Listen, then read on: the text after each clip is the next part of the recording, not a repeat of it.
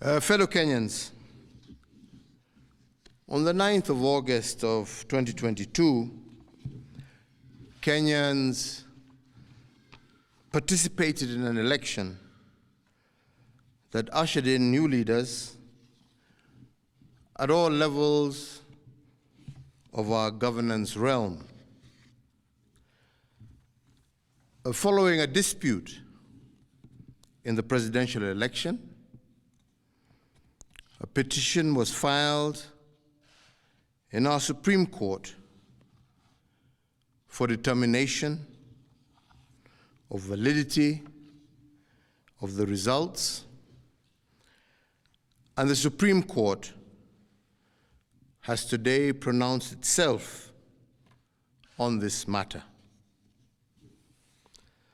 When I was sworn in as your president, I made a pledge to the country,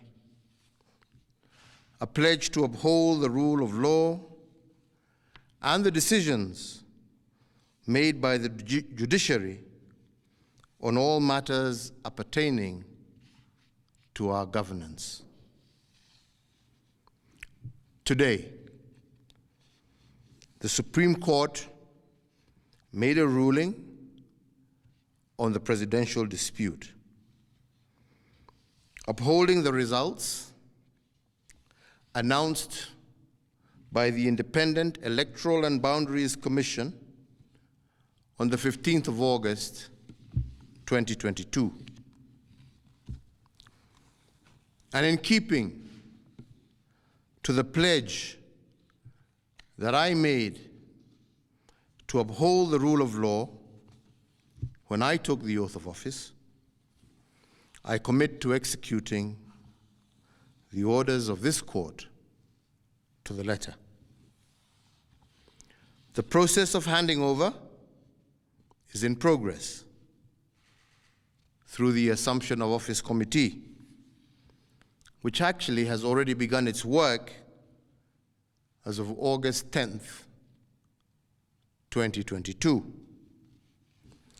And indeed, it is my intention to oversee a smooth transition to the next administration, and all the necessary orders to facilitate this process have already been issued.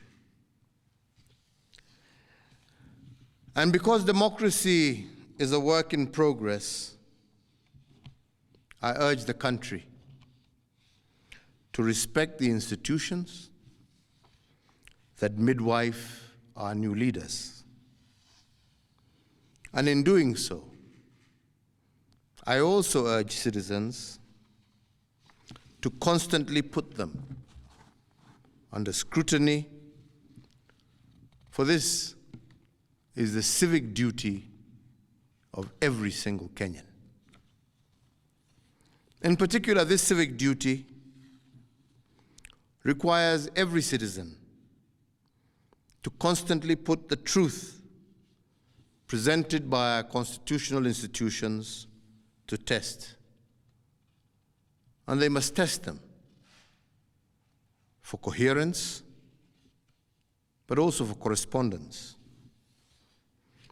They must constantly scrutinize the coherence of the truth given by these institutions, and to ask themselves whether the truth has been coherent from one election to another. Has there been a consistent pattern that is acceptable to our democratic ethos? We must ask ourselves, is it about numbers, or is it about process? Which of these two is it? And can our institutions rule one way in one election and another way in another election without scrutiny? I do invite you, Kenyans, to keep vigil, and indeed to hold all institutions to account. The second thing we must place under scrutiny is whether the truth given by institutions has correspondence. That is, do the truths given by our institutions correspond with what is observable by the citizen? True beliefs and true judgments must correspond to the actual state of affairs. But do our constitutional institutions meet this threshold?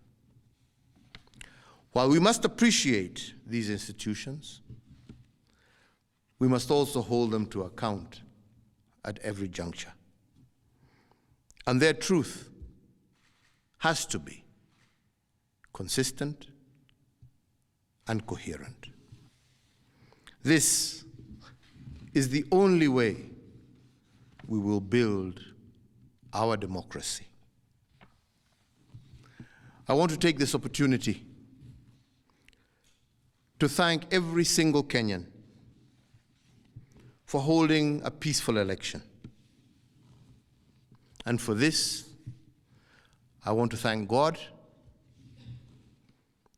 and I want to thank our political parties, but I also want to thank every single individual Kenyan for bringing us thus far.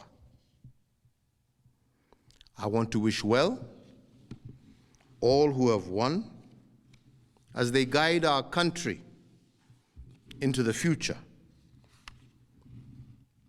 And I thank you all for the opportunity to serve, and I say, may God bless you all, and may God bless this great Republic of Kenya.